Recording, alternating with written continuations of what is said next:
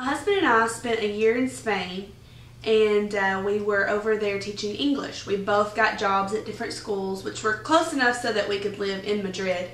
And we got paid to teach English over there. We got such a full-fledged dose of the culture. You can't read about it in books and understand. You can't even just taste it and understand. You have to be there, living there. And now we know fully what is Spanish. I mean, they love enjoying life. And I would say, if I could put it all into one sentence, the Spanish enjoy things, and they know how to enjoy things. They built, you know, the architecture, the parks, everything are so beautiful. And where we were living in Madrid, one of the most famous plazas in the world is Plaza Mayor. And it's got painted walls. It's a huge plaza with lots of little stores, and it's beautiful, and you go there, and that's where the people are. Also, Sol is another plaza. Sol is the very middle of all of Spain. And I would say Sol is the heartbeat of Madrid. That's where a lot of their big events happen too. Just like, you know, New York City has Times Square, well, Madrid has Sol.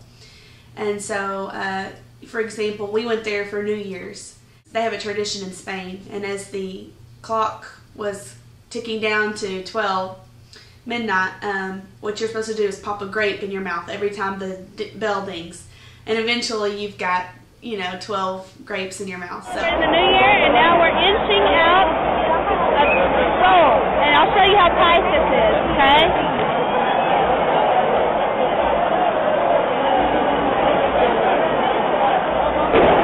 We're packed in here like sardines.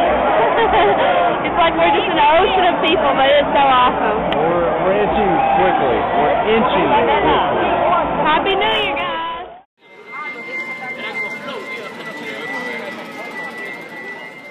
They have parks built for royal families. So Retiro is I would say is the equivalent of Central Park is to New York.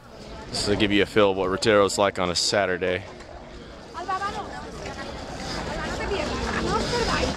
Now the rowboats are out in full force today. You can't hardly rent one because the line is so long. There was so much going on there all the time, and that's where we love to spend our time.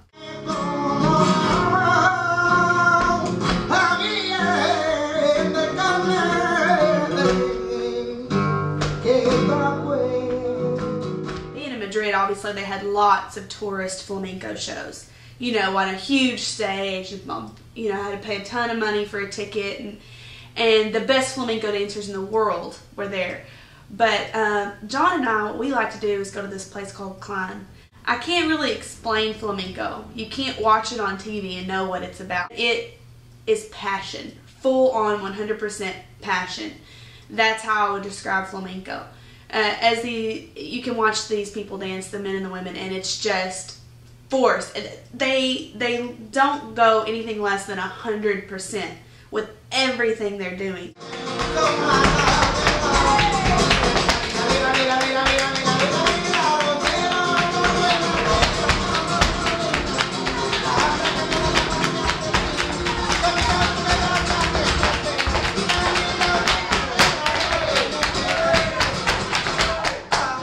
It's one of my things that I miss the most about being in Spain, is being able just to walk down the street to our favorite flamenco bar.